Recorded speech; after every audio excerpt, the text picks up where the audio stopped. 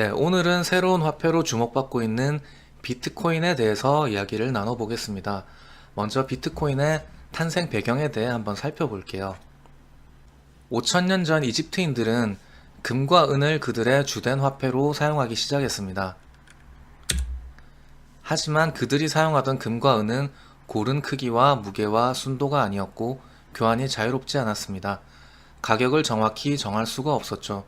아직 동전이 없었으니까요. 이후 금화를 제작하기 시작하면서 정확한 가치를 교환할 수 있게 되었고 금세공업자라는 직업이 생기게 되었습니다. 네, 이렇게 금과 은이 주된 화폐로 사용되었지만 사람들은 스스로 금을 보관하고 지키기가 힘들다는 것을 깨달았습니다. 그래서 금세공업자에게 약간의 살해를 하고 금을 금고에 보관하기를 청했습니다. 그리고 금을 맡았다는 증거로서 금세공업자들은 고객들에게 증명서를 써주게 됩니다. 그런데 사람들은 이 증명서 자체가 금을 대신하는 아주 가볍고 편리한 거래의 수단임을 발견합니다. 어차피 증명서만 있으면 언제든 금을 찾을 수 있으니 증명서로 물건을 사고 팔고 계약을 하게 되었습니다. 이렇게 해서 오늘날의 화폐가 탄생하게 되었습니다.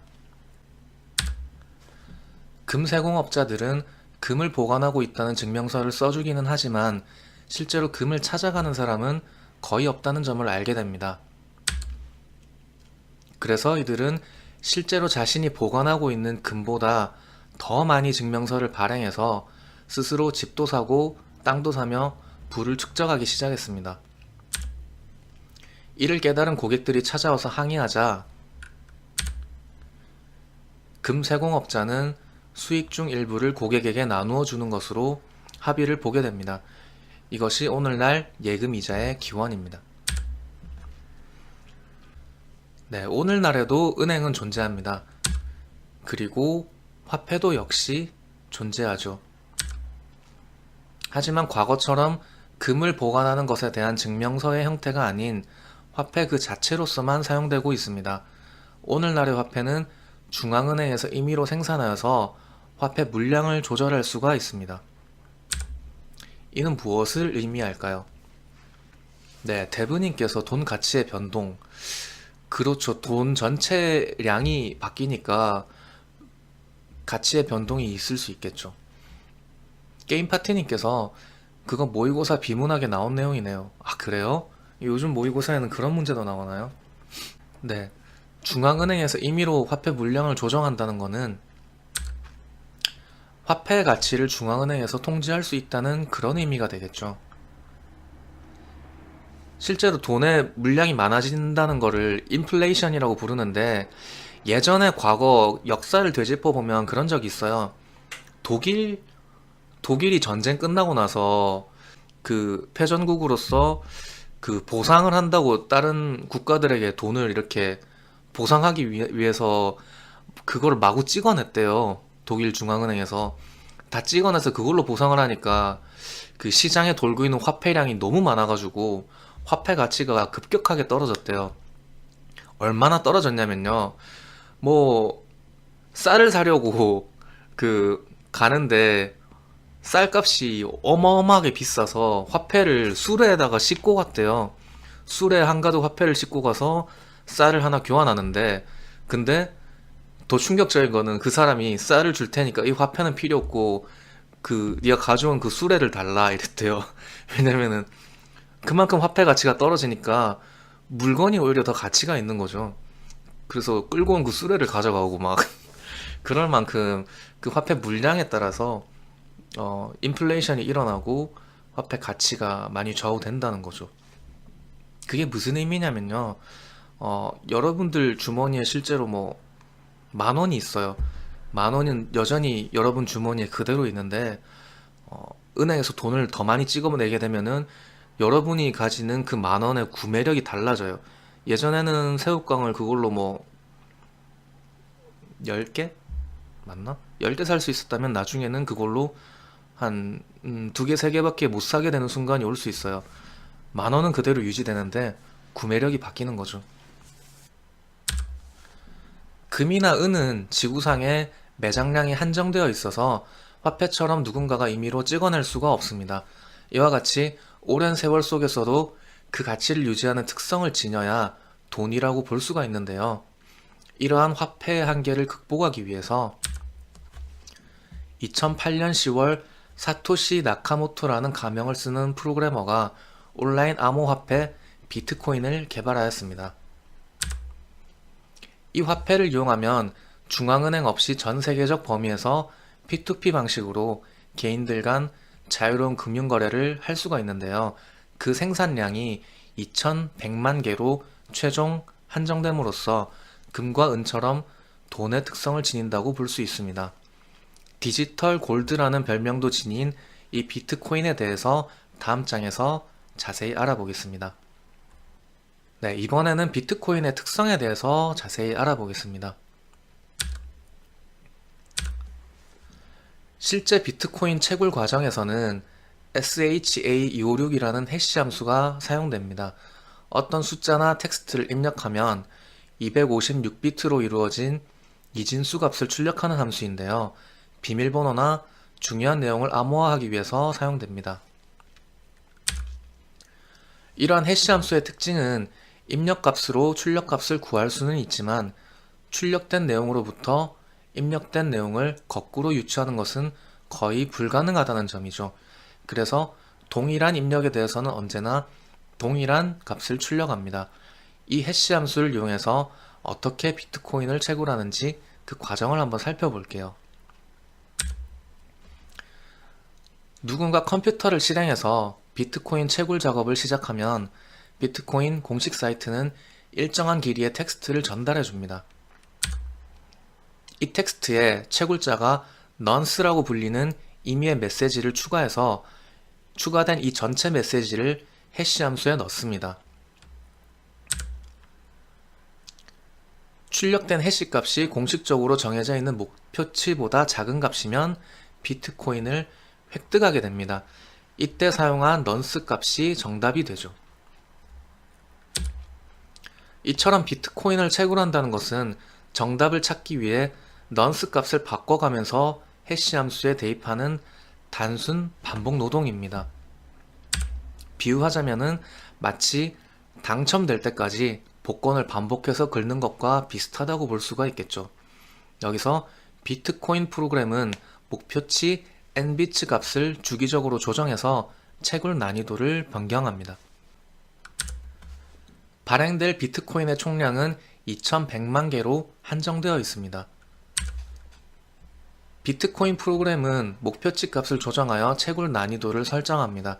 전체 네트워크 인프라에 비례하여 10분 간격으로 채굴할 수 있도록 주기적으로 채굴 현황을 참고하여 목표치를 조정합니다. 만약에 내가 채굴에 좋은 장비를 쓰겠다 하면은 이런 경우 내가 캐는 비율만 늘어날 뿐 전체 채굴 비율은 일정하게 유지된다고 볼 수 있습니다. 비트코인은 4년마다 채굴량이 반감되도록 설계되었는데요. 최초 비트코인은 2009년 1월 3일에 생성되었으며 이때 당시 보상은 50비트코인이었습니다. 첫 번째 반감기 이후에는 보상이 25비트코인, 두 번째 반감기 이후에는 보상이 12.5비트코인, 세 번째 반감기는 2020년 7월로 예상이 되는데요. 이후 보상은 6.25비트코인으로 변경될 예정입니다. 이렇게 채굴량이 반감됨에 따라서 총 2100만 개의 비트코인이 모두 채굴되는 시점은 2140년으로 예측되고 있습니다. 비트코인은 이렇게 금과 은처럼 총량이 유지된다는 특징이 있습니다. 이렇게 총 2100만 개에 불과한 비트코인을 모든 인류가 어떻게 나누어 사용할 수 있을까요? 비트코인은 디지털 화폐이므로 그 단위를 더 쪼갤 수가 있습니다. 1비트코인보다 작은 센티코인, 밀리코인, 마이크로코인, 사토시가 있습니다. 여기서 사토시는 비트코인 창시자 사토시 나카모토에서 따온 이름입니다. 미래에 만약에 돈의 분할이 더 많이 필요한 때가 되면 거래 프로토콜을 고쳐서 자릿수 제한을 늘리는 것이 가능한데요. 비트코인이 지금보다 훨씬 대중화되면 그런 날이 올지도 모르겠네요. 단위 여러분 보시면 단위가 좀 이상하지 않나요? 보통 뭐 저희가 초 단위 같은 거 보면 뭐 미리세컨 뭐 이렇게 내려가는데 센티라는 게 중간에 있잖아요. 이게 좀 독특하죠. 이게 바로 미리 코인으로 내려가면 1000분의 1이니까 그 사이 단위가 필요하다 생각해서 센티 코인 100분의 1이 중간에 존재하는 것 같고요. 그리고 그 다음에 이제 마이크로 코인 있고 마이크로 코인이랑 사토시 사이는 또 100분의 1 정도인 것 같아요. 그래서 뭐 용도에 따라서 조금 규칙적이지는 않게 이렇게 쪼개져 있는 것 같아요, 단위가. 누군가 비트코인 채굴에 성공하면 블록이 한 개 생성됩니다. 여기서 블록이라는 것은 유효한 거래 정보의 묶음이라고 보면 되겠습니다. 비트코인 프로그램은 이 블록이 10분 단위로 생성되도록 채굴 현황에 따라서 주기적으로 채굴 난이도를 조정합니다. 그리고 10분 간격으로 비트코인 참여자들 PC에 모든 블록 정보가 동기화됩니다. 결과적으로 모든 사람들의 거래 정보가 분산되어서 공개 거래 장부에 주기적으로 저장이 되는 것입니다. 비트코인의 익명성 특성상 누구의 계좌인지는 알 수 없지만 모든 계좌의 전체 거래 내역은 누구나 조회 가능합니다. 각 블록들은 생성되는 순서에 따라서 체인을 이루고 있습니다. 현재의 블록이 이전 블록의 해시 정보를 기억하고 있는 것이죠. 이 때문에 만약 누군가 특정 블록 K의 정보를 조작하려고 한다면 K 블록부터 현재 최신 블록인 M 블록까지의 모든 블록 문제를 풀어서 조작해야 합니다. 하지만 전체 네트워크망에서 실시간으로 블록이 생성되는 속도가 더 빠르므로 사실상 해킹이 불가능하다고 볼 수 있습니다. 그리고 블록 정보가 서로 다르게 되는 모순이 발생하는 경우 다수의 사용자가 가지고 있는 정보가 선택되기 때문에 누군가 조작해서 블록체인 전체에 퍼뜨리는 것이 불가능하다고 볼 수 있죠. 참고로 전체 비트코인 연산의 성능은 2013년 기준으로 봤을 때 세계 슈퍼컴퓨터 상위 500대를 합한 것보다 256배나 높다고 합니다. 해킹이 불가능하다고 봐도 되겠죠, 뭐 이 정도면은. 비트코인을 거래하기 위해서는 개인키, 공개키, 비트코인 주소가 필요합니다. 개인키는 무작위 숫자값을 생성하여 만들어지고 타원 곡선 암호법에 개인키를 입력으로 넣어서 공개키를 생성합니다. 이렇게 생성된 공개키를 해시 함수에 넣어서 비트코인 주소값, 즉 계좌번호를 얻을 수 있습니다. 타원 곡선 암호법이나 해시 함수의 경우 입력값으로 출력값을 생성할 수는 있지만 역으로 출력값으로 입력값을 생성하는 것은 불가능합니다. 그래서 개인키를 기준으로 모든 정보가 생성되므로 본인의 개인키가 유출되지 않게 잘 보관하는 것이 가장 중요하다고 볼 수 있습니다. 그러면 이번에는 비트코인을 거래하는 방법에 대해서 한번 알아볼게요. 만약에 사용자 A가 사용자 B에게 송금한다고 가정했을 때 사용자 A가 사용자 B의 공개키를 수신자로 설정하여 특정 금액을 P2P 네트워크 전체에 전송합니다. 모든 비트코인 사용자가 이것을 받지만 개인키를 가지고 있는 사용자 B만 사용할 수가 있습니다. 그리고 이 거래 내역은 블록의 기록으로 남아서 모든 사람이 조회해 볼 수 있습니다. 네, 이렇게 해서 간단히 비트코인 송금 과정을 살펴봤습니다. 네, 송금은 이렇게 이루어지는데 제일 중요한 핵심이 이거예요. 키값. 키값을 맞아요. 지금 일군님 말씀대로 개개인이 은행이라고 봐도 되는 거죠. 키값을 어떤 맡기기도 하는데 거래소라는 걸 이용해서 맡기기도 하는데 개인이 보관하는 경우도 있거든요. 키값을 이용해서 공개키 생성하고 공개키 값 이용해서 생성된 값으로 비트코인 주소, 그러니까 은행 계좌로 쓰는 거거든요. 근데 이거를 내가 개인 키를 잃어버리지만 않으면 누군가가 내 지갑에 있는 비트코인을 손댈 수가 없어요, 전혀. 그래서 만약에 여러분들이 비트코인을 하시게 되면 내 개인 키를 어떻게 남의 손에 안 닿게 보존을 할지 그걸 정말 많이 고민하셔야 될 것 같아요. 비트코인을 거래할 때는 보통 거래소 서비스를 이용합니다. 거래소 프로그램을 통해서 거래 요청을 하고 이 거래 내역이 블록체인에 기록됩니다.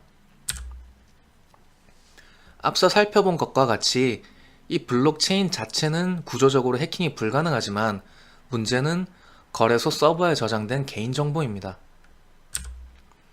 거래소 서버에서 키 정보가 유출되면 정보를 가져간 사람이 마음대로 내 비트코인을 사용할 수가 있는 거죠.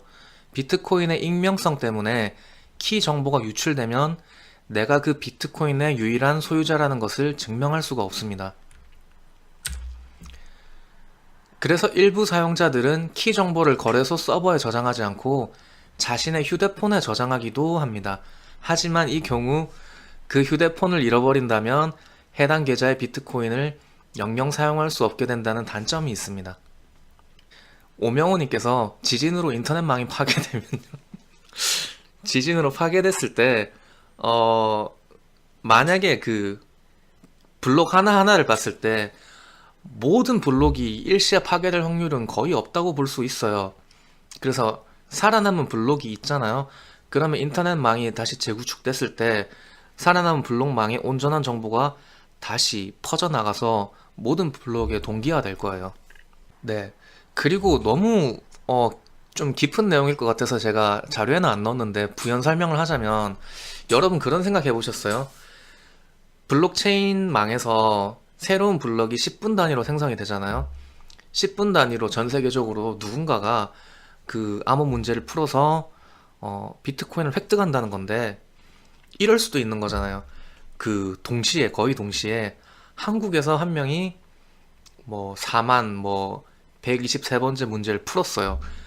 저 지구 반대편 영국에서도 4만 123번째 문제를 누군가 동시에 풀어버렸어요. 그러면 인접한 네트워크망에서 그 4만 123번째 블록은 영국 근처에서는 그 영국 사람이 푼 걸로 쭉 정보가 동기화돼서 퍼져나갈 거고 한국에서는 한국 사람이 푼 걸로 쭉 동기화돼서 퍼져나갈 거잖아요. 이럴 경우 어떻게 될 것 같나요? 체인이 두 개로 붕괴하게 되잖아요. 이거를 제가 기억하기에 포크라는 용어를 쓰는 것 같던데 정보가 서로 불일치하는 상황이 생기는데 이런 경우 어떻게 처리가 될까요? 여러분들 생각에는? 여기서도 그 비트코인 프로그램 자체에서 처리가 그렇게 돼 있어요. 다수가 가지고 있는 정보가 옳은 정보다 라고 그 선택하게 되어 있거든요.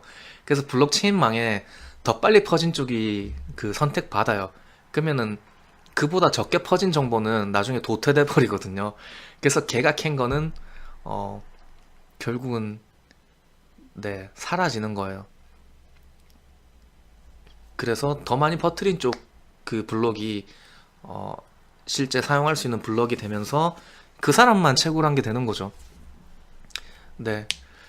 그래서 그렇게 퍼져나가는데 이게 아까 말씀드린 블록체인 자체가 해킹 불가능하다는 원리랑도 일맥상통하는 게 다수의 정보가 다 전 세계적으로 동기화돼 있는데 내가 특정 블록 하나 해킹해서 거래 정보를 바꾸겠다라고 하면은 바꾸는데 성공하더라도 그게 퍼져나가는 속도가 너무 미미하기 때문에 그게 어차피 묻혀버릴 거예요. 도태돼 버리고.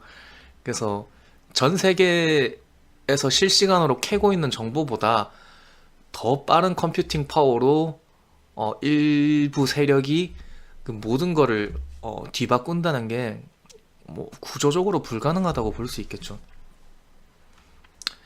오명호님께서 주인 잃은 코인은 그럼 영영 날아가는 건가요? 그게 한마디로 말씀드리자면 더미 데이터가 되는 거예요. 더미 데이터. 실제 그 네트워크 상에 블록체인 상에는 어떤 계좌번호 지갑 안에 얼마만큼의 비트코인 금액이 들어 있는데 사용을 하려면 그러니까 주인이란 개념이 없어요. 사용을 하려면 개인 키를 가지고 있는 사람만 사용을 할 수가 있거든요. 근데 내가 주인인데 내가 개인 키를 잃어버렸어요. 그러면 그 지갑에 접근할 수 있는 사람이 아무도 없기 때문에 그 누구도 사용할 수 없는 더미 데이터로서 영영 남게 되는 거죠. 그래서 그 굉장히 좋은 질문인데요. 아까 비트코인 총량이 뭐 4,100만 개인가로 총량이 한정된다고 했잖아요. 4,100만 개가 다 유통되지는 않을 거예요. 왜냐면 잃어버린 사람 분명히 있을 거거든요. 잃어버린 비트코인은 그냥 더미 데이터로 남아서 실제 시장에 유통되진 않고 네트워크 상에서 그냥 쌓여만 있겠죠. 그래서 여러분이 만약에 개인 키를 잃어버리면 여러분 본인의 손실일 수도 있는데 전체 비트코인 총량에 있어서도 손실을 보는 거다라고 생각하면 되겠네요. 게임 파티님께서 그러면 몇 년 이상 해당 키를 사용하지 않을 경우 그 비트코인을 사라지게 만드는 방식을 그 방식은 굉장히 위험해요. 만약에 제가 비트코인을 사서 몇 년씩 지갑에 담아두지 못하는 거잖아요. 그냥 내 돈인데 내가 오래 담아뒀는데 개인 키도 갖고 있는데 몇 년 이후에 사라지는 로직을 적용해버리면 그건 너무 말이 안 되는 거고 그 부분에 대한 해법은 저도 잘 모르겠네요. 그래서 요약을 드리자면 오늘 설명드린 내용은 비트코인의 탄생 배경 1번 챕터고 2번 챕터는 실질적인 비트코인의 원리와 개념을 설명해 드렸는데요. 제가 구상한 전체 목차는 두 개가 더 있어요, 챕터가.